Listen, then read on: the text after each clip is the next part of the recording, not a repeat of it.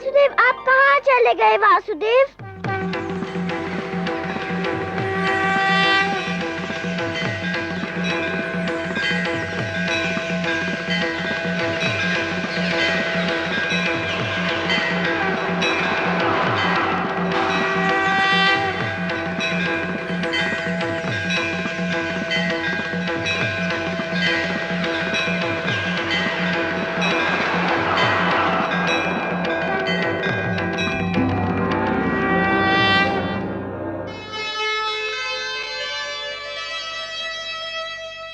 नन्हा सा ध्रुव हो गया, ऐसा भक्त महान, शक्ति दिखाई भक्ति ने, प्रकट हुए भगवान।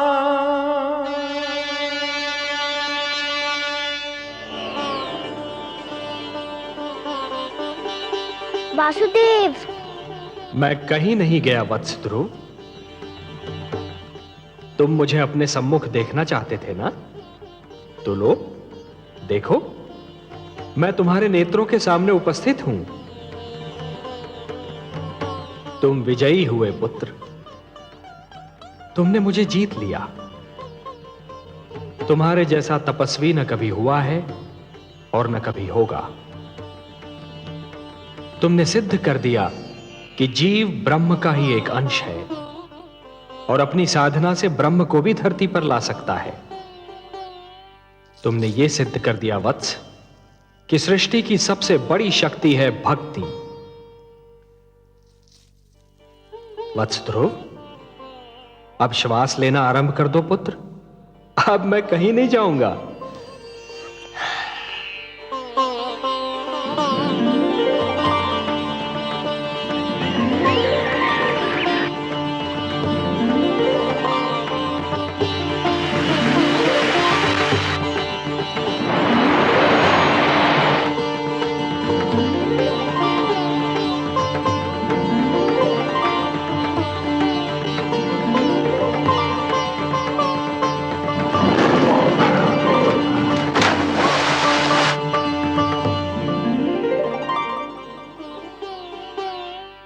तुम मुझसे मिलना चाहते थे, मैंने तुम्हारी इच्छा पूर्ण कर दी। अब अपने माता पिता के पास लौट जाओ। नहीं भगवान, नहीं, अभी मैं नहीं जाऊंगा। क्यों वत्स? भी तो मुझे आपसे बहुत सी बातें करनी है, बहुत से प्रश्न पूछने हैं। प्रश्न? मुझसे? भला ऐसे कौन से प्रश्न हैं तुम्हारे मन में? मुझे बताइए प्रभु कि मेरी छोटी माता मुझे अपना पुत्र क्यों नहीं मानती? उन्होंने मेरी माताश्री को दासी क्यों कहा? उन्होंने मुझे मेरे पिताश्री की गोद से क्यों उतारा? मेरे पिताश्री ने छोटी माता को रोका क्यों नहीं? बताइए भगवान। अरे अरे अरे अरे अरे, इतने सारे प्रश्न एक साथ? अच्छा ये बताओ कि सबसे पहले तुम किस प्रश्न का उत्तर चाहते हो? मुझे मेरे पिताश्री की गोद से क्यों उतारा गया? अच्छा, तो इस प्रश्न ने तुम्हें सबसे अधिक व्याकुल किया है? हाँ भगवान। मेरे निकट आओ।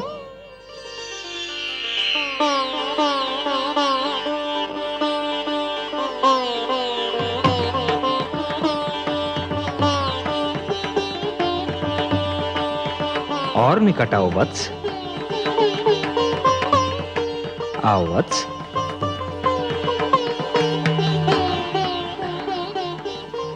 मेरी गोद में बैठ जाओ।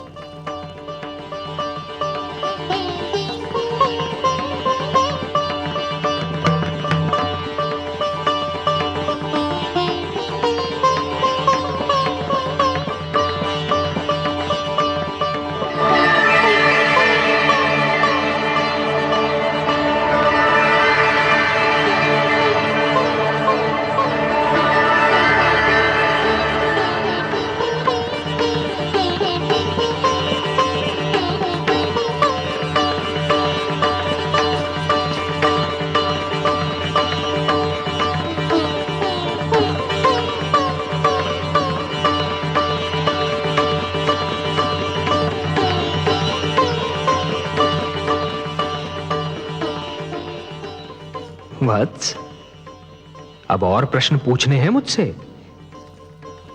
कुछ नहीं पूछना प्रभु, अब कुछ नहीं पूछना। अब तो मुझे हर प्रश्न का उत्तर मिल गया है। मेरे चारों ओर ज्ञान का प्रकाश फैला हुआ है। मैं वहाँ हूँ जहाँ केवल मैं हूँ और आप है। अच्छा, वासुदेव। ओम पूर्णमदः पूर्णमिदं पूर्णात् पूर्णमुदच्यते पूर्णस्य पूर्णमादाय पूर्णमेवावशिष्यते। अब ना कोई कामना है ना कोई इच्छा। आपकी गोद में आकर लगता है इसके सिवा हर वस्तु तुच्छ है। अब मुझे कुछ भी नहीं चाहिए। मुझे मेरा ठिकाना मिल गया, मेरा घर मिल गया।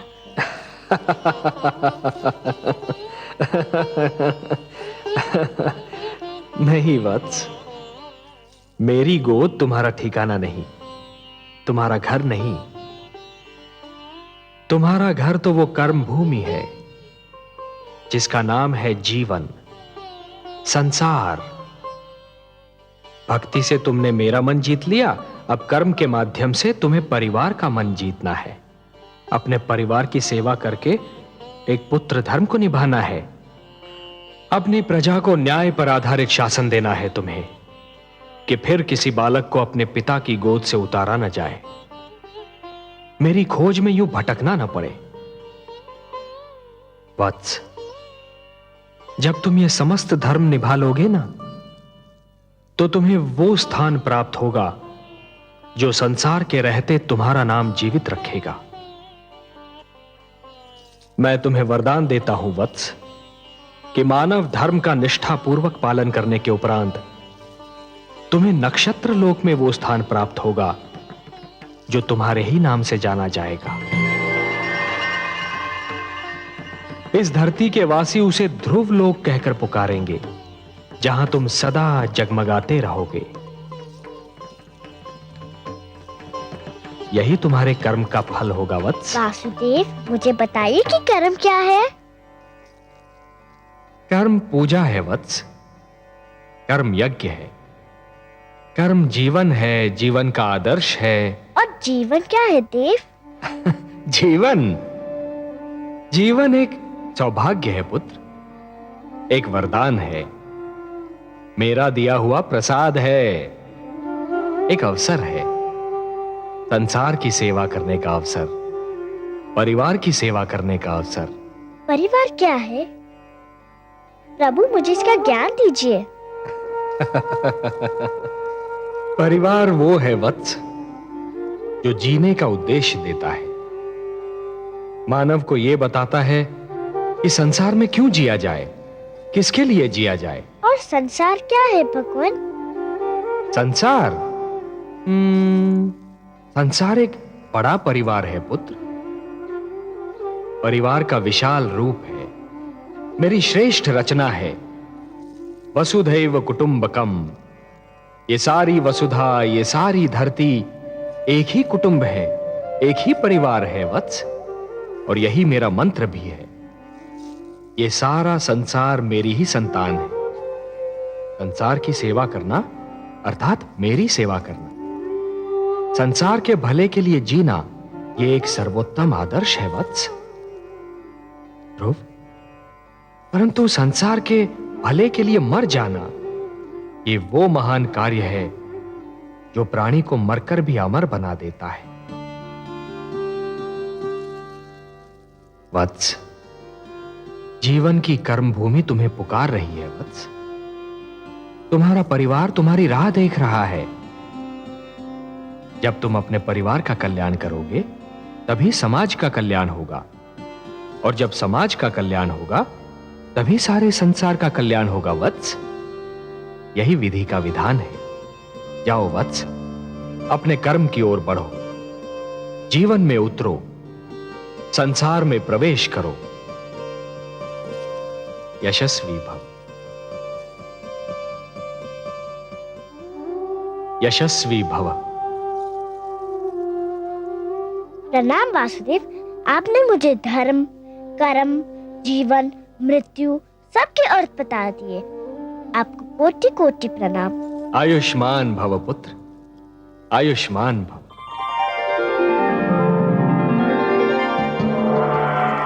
इन्हें तो तुम पहचानते ही हो पुत्र।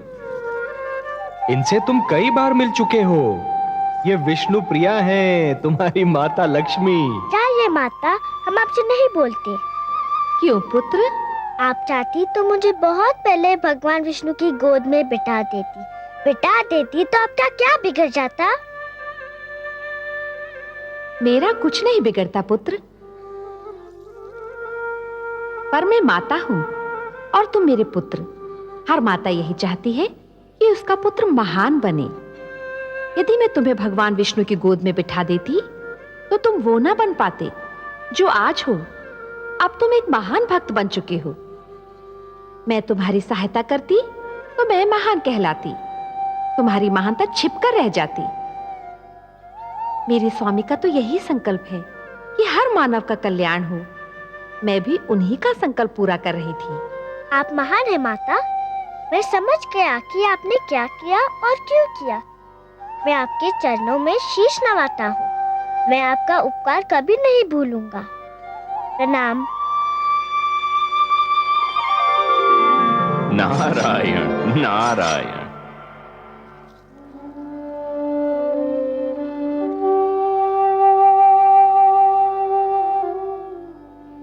गुरुदेव देखिए देखिए क्या चमत्कार हो गया।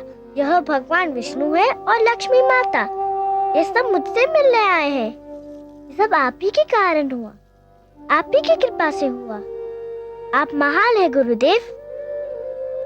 नहीं पुत्र, तुम महान हो। तुमने अपनी भक्ति से ब्रह्मा का लेख बदल दिया। नहीं गुरुदेव, आपसा मार्गदर्शक मुझे न मिलता तो ये सब कैसे होता? ध्रुव ठीक कह रहा है देवर्षि। गुरु तो भगवान से भी बड़ा होता है। गुरुर ब्रह्मा गुरुर विष्णु गुरुर्देवो महेश्वरः गुरु साक्षात परब्रह्म तस्मै श्री गुरवे नमः। यशस्वी भव पुत्र। प्रभु, यदि आपकी और माता की अनुमति हो तो मैं वत्स ध्रुव को महाराज उत्तानपाद की राजधानी पहुंचा दूं। नहीं देवर्षि, आप अकेले नहीं जाएंगे। ध्रुव को विदा करने हम सब साथ मिलकर जाएंगे।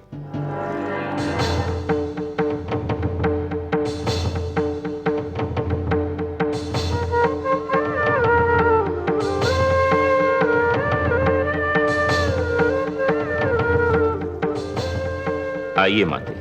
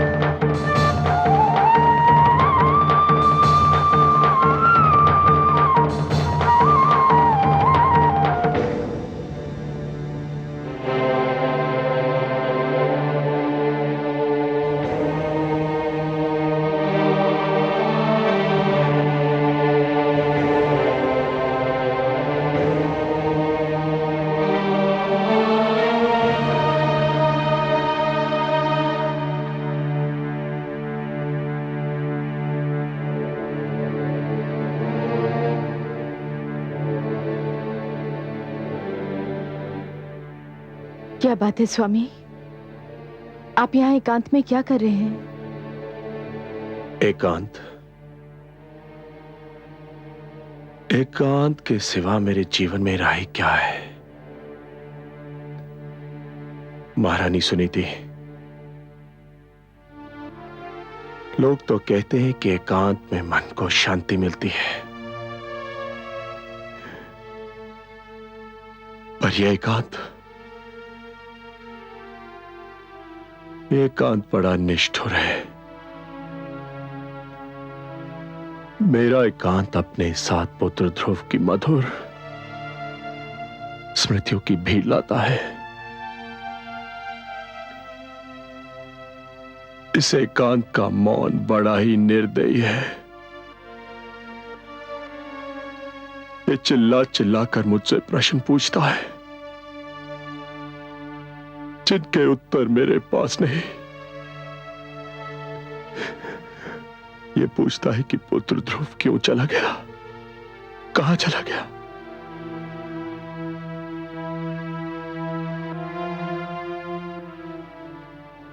इस एकांत का हर जाता हुआ पल मुझ पर दोष लगाकर जाता है कि मैंने अपने ही हाथों से अपने संसार में आग लगाई थी, और हर आता हुआ पल यह संदेश लेकर आता है कि ये एकांत ही मेरा दंड है।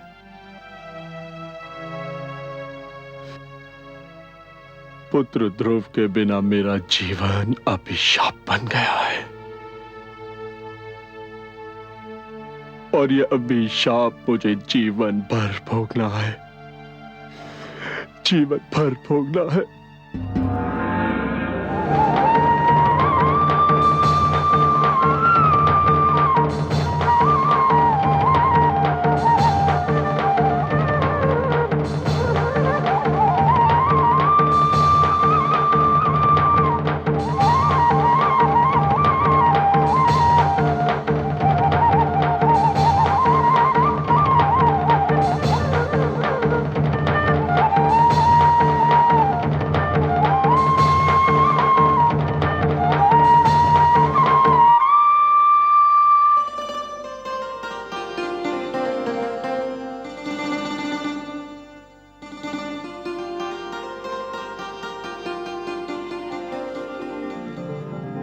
आयुष्मान भव पुत्र।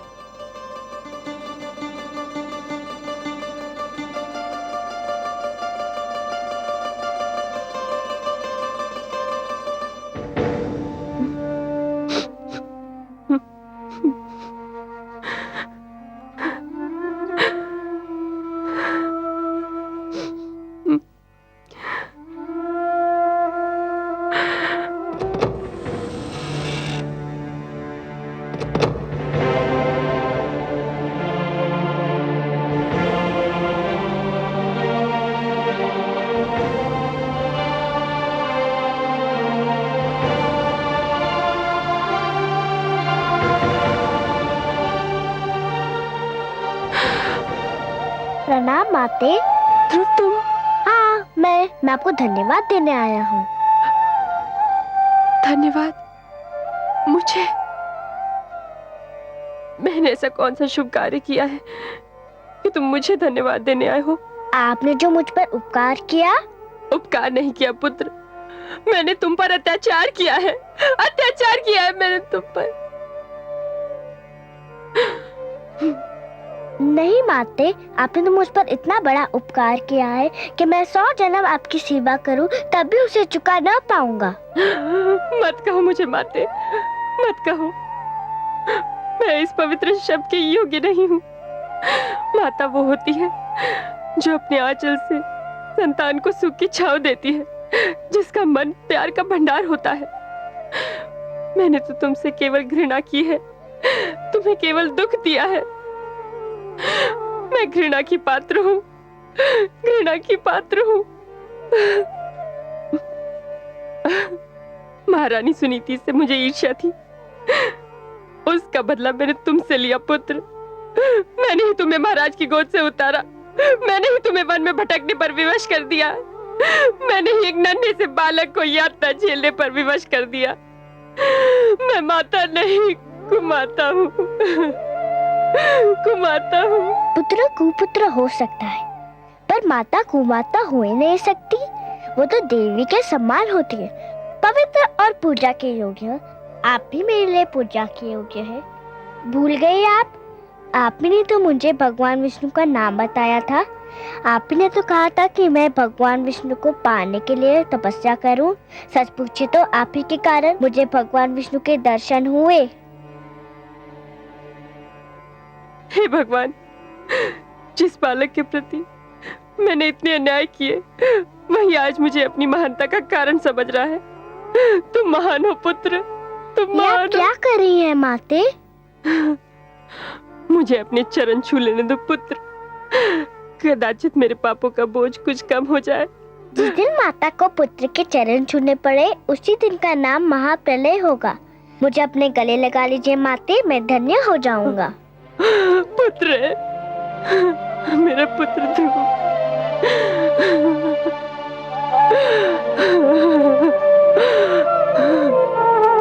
मेरा पुत्र ध्रुव।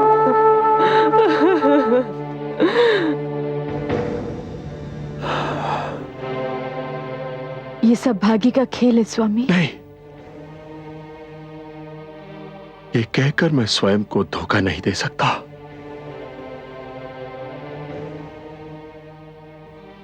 इन तर्कों से मेरे मन को शांति नहीं मिलती। यदि आज मैं पुत्र ध्रुव का मुख देखने को तरस रहा हूं, तो ये भाग्य का खेल नहीं, मेरे कर्मों का दुष्परिणाम है। जो कुछ भी हुआ मेरे ही तो कारण हुआ। मुझे तो लज्जा आती है अपने आप से,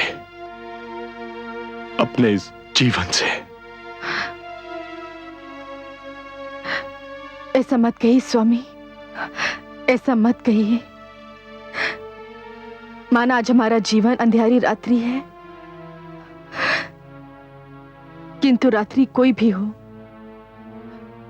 किसी ना किसी ढंग से अवश्य ढल जाती है।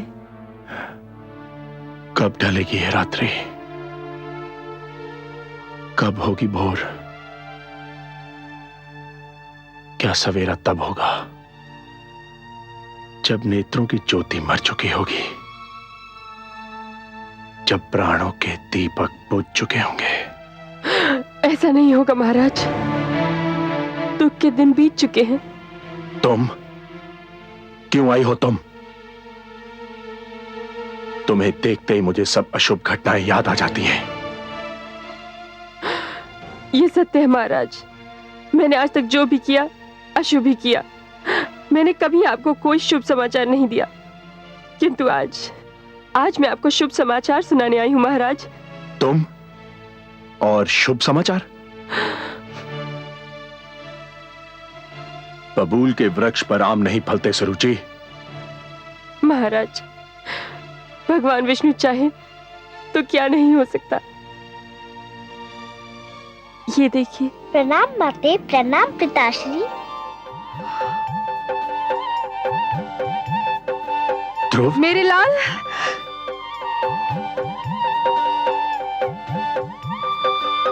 ध्रुव, ध्रुव, ध्रुव, कहाँ चला गया था तू? कहाँ चला गया था? ध्रुव, ध्रुव मेरे पुत्र। आपका लाल महान बन चुका है महारानी, इसे भगवान विष्णु स्वयं दर्शन दे चुके हैं। मेरे छोटे से भगवान, मुझे क्षमा कर दो। किंतु आपको भी किसी को क्षमा कर देना होगा। किसको क्षमा करना होगा? इन्हें, मेरी छोटी माता को। इसे? हाँ, इन्हें। ये न होती तो मुझे भगवान विष्णु के दर्शन कैसे होते? इन्हीं के कारण तो मैं भगवान विष्णु की खोज में निकला था। आओ माते।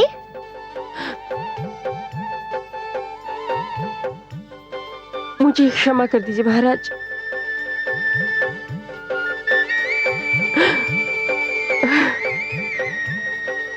क्या कर रही हो?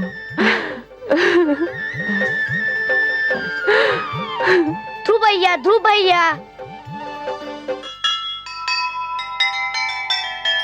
त्याग तपस्या भक्ति से जीत लिया भगवान। धन्य हुआ संसार सब पाकर भक्त महान। ऐसा था निश्चय अटल, ऐसा था विश्वास। ध्रुव ऐसा तारा बना, चमक उठा आकाश, चमक उठा आकाश।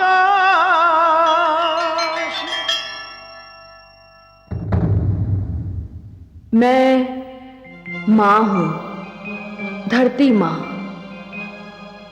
तुमने देखा कि भक्ति में कितनी शक्ति है। तुमने देखा कि अपनी तपस्या और दृढ़ निश्चय के बल पर भक्त भगवान को भी जीत सकता है, भगवान को धरती पर आने को बाध्य कर सकता है। यह भक्त और भगवान के रिश्ते की कथा थी। विष्णु पुराण की कथा भगवान के अवतार की कथा है। भक्त को जैसे भगवान का ध्यान रहता है, वैसे ही भगवान को भी भक्त की चिंता रहती है। भगवान विष्णु ने माता लक्ष्मी से कहा था, परित्राणाय साधूनाम विनाशाय च दुष्कृताम धर्म संस्थापनार्थाय संभवामि युगे युगे। और अपने इस वचन को उन्होंने एक बार नहीं, बार बार निभाया। भगवान विष्णु ने आप्त वचन के रूप में मानव को जीवन के नियम प्रदान किए हैं। इन नियमों को जब भी तोड़ा गया, मानव पर, जीवन पर संकट की जब भी कोई घड़ी आई, श्री विष्णु भगवान धरती पर अवतरित हुए और पाप तथा पापी का नाश किया, क्योंकि वही तो धरती के पालनहार हैं। नियम भी तो उन्होंने ही बनाए हैं, फिर वे कैसे सहन कर सकते हैं कि उनके नियमों को तोड़ा जाए।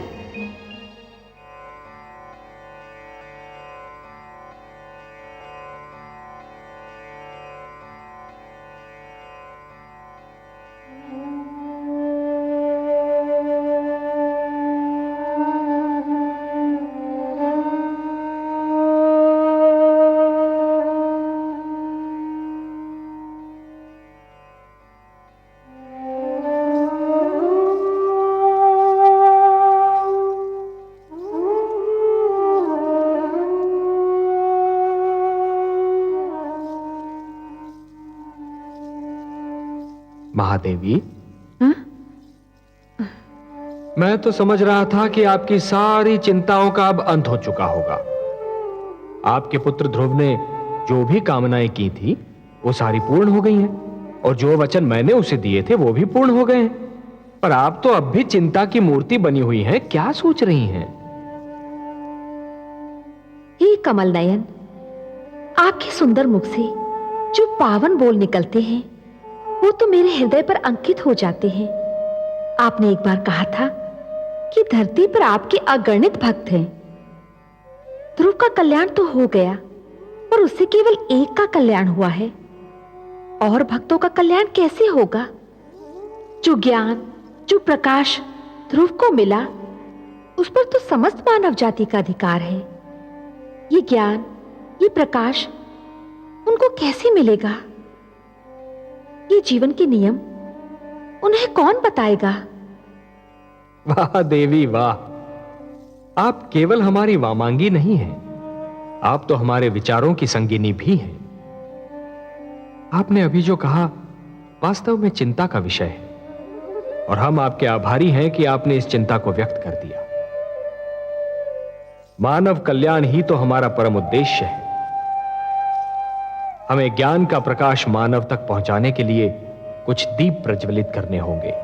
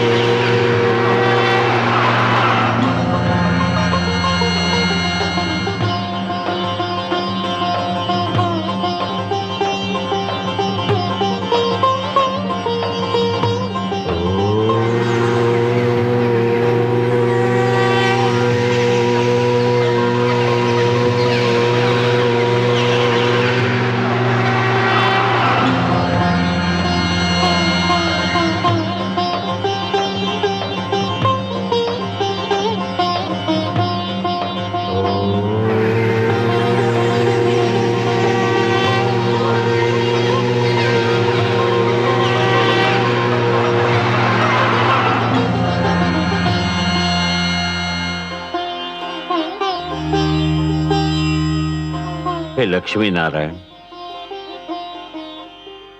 मेरे लिए क्या आदेश है?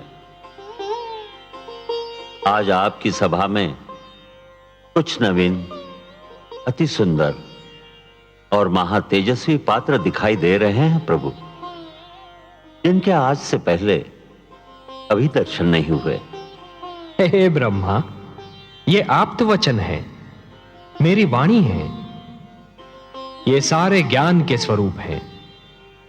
ज्ञान जो निश्चल होता है, पवित्र होता है, एक बालक के समान, और इसीलिए इन्हें बाल स्वरूप प्राप्त हुआ है। ब्रह्मा जी,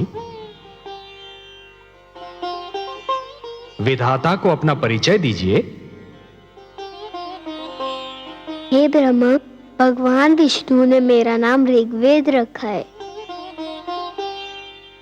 हे प्रजापति, भगवान विष्णु ने मुझे यजुर्वेद का नाम दिया है। हे विधाता, भगवान विष्णु ने मुझे सामवेद कहकर पुकारा है। हे प्रभु, भगवान विष्णु से मुझे अथर्ववेद का नाम मिला है। हे त्रिलोकीनाथ, परिचय तो मिल गया, परंतु मेरे लिए इनकी रचना का उद्देश्य अब भी एक भेद बना हुआ है। कौन सी आवश्यकता इनकी रचना का कारण बन गई सर्वेश्वर? हे चतुरानन, जिस सृष्टि का निर्माण आपने किया है, उसे चलाने का कार्यभार तो हम ही को मिला है ना? वो तो आप बहुत सुंदर ढंग से चला रहे हैं। आदि प्रजापति, हाँ, किंतु शिशु जब अपने पांव पर खड़ा होना और चलना सीख रहा होता है, तो हर पग पर उसके पांव डगमगाते हैं। उसे गिरने का भय होता है, तब उसे किसी उंगली या हाथ के संबल की आवश्यकता होती है। मानव जीवन भी अभी बस अपने पांव पर खड़ा होना और चलना सीख ही रहा है। ब्रह्मा जी, उसे भी किसी संबल की आवश्यकता है, ज्ञान की आवश्यकता है, प्रकाश की आवश्यकता है। और ये मेरे वेद, मेरी वाणी, मेरे आप्त वचन मानव की इसी आवश्यकता की पूर्ति करेंगे। आपकी जितनी भी प्रशंसा की जाए कम है। हे परम श्रेष्ठ, कितनी सुंदर कृतियां बनाई हैं आपने। इनके मुख से तो तेज की किरणें फूट रही है।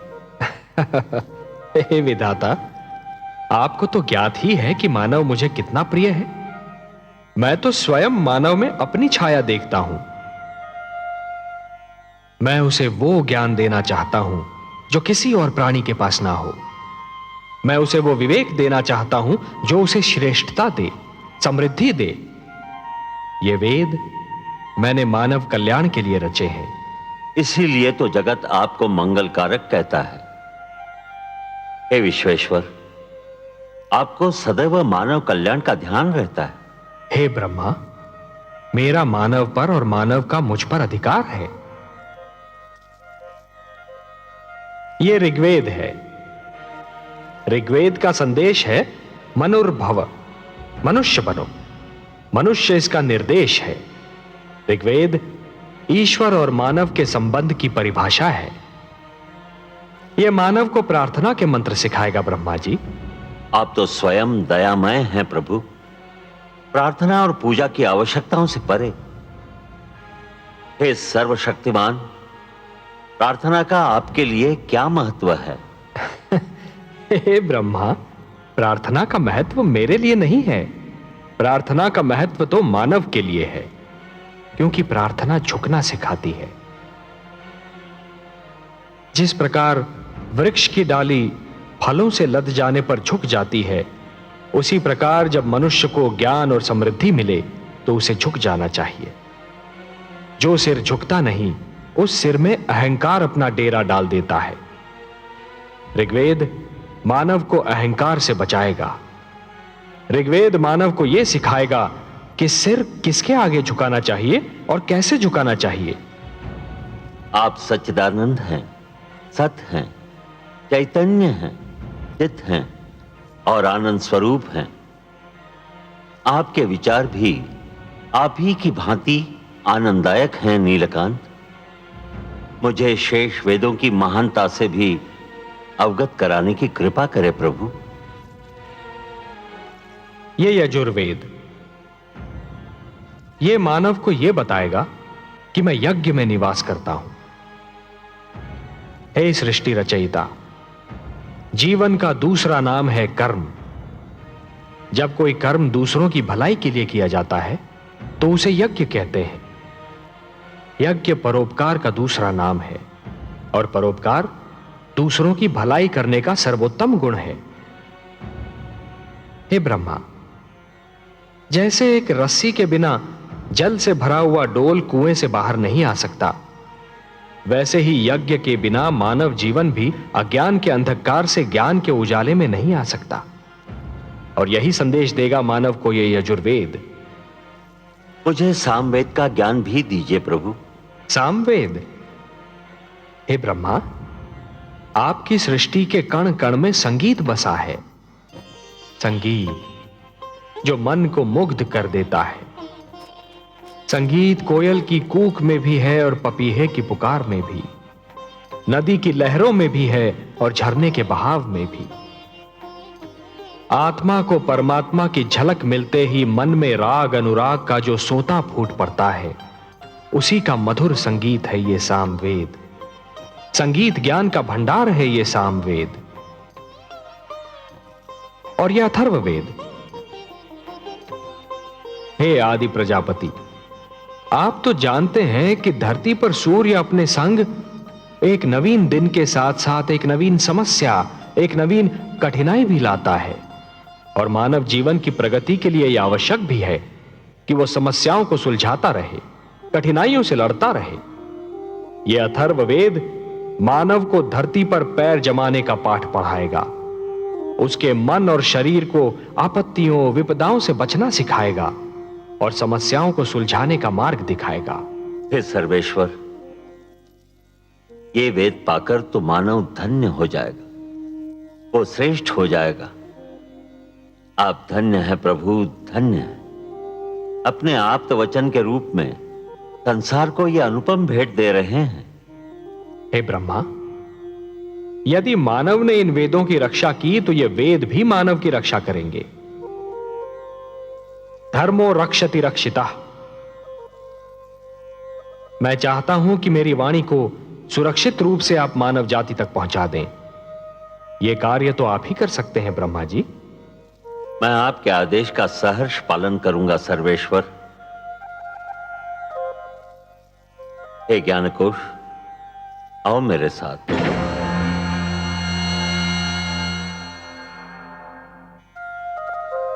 हे कमल नयन, अपनी वाणी को मानव तक पहुंचाने का कार्य तो स्वयं आप भी कर सकते थे, फिर ये कार्य ब्रह्मा को क्यों सौंपा?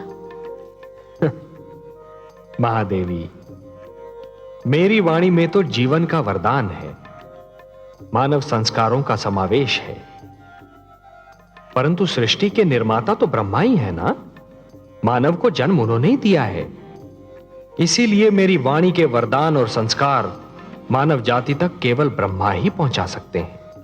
आप जो भी करते हैं मानव कल्याण के लिए ही करते हैं।